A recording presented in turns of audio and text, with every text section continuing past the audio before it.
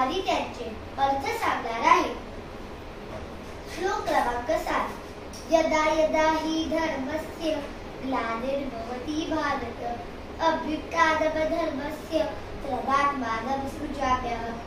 या श्लोकात श्री कृष्ण अर्जुनाला सांगतात आहे की जेव्हा तेव्हा धर्माचा ऱ्हास होतो आणि अधर्माची वाढ होते तेव्हा तेव्हा मी स्वतः अवतार घेऊन येतो. श्लोक क्रमांक 8.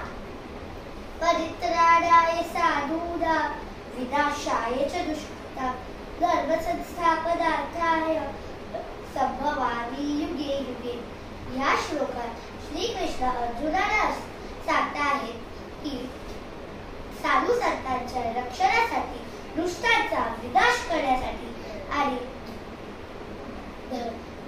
धर्माची स्थापना करण्यासाठी मी प्रत्येक युगात अवतार घेतो. या 2 श्लोकातून आपण हे शिकलो आहे की धर्माचरण हाच जीवनाचा आधार असतो.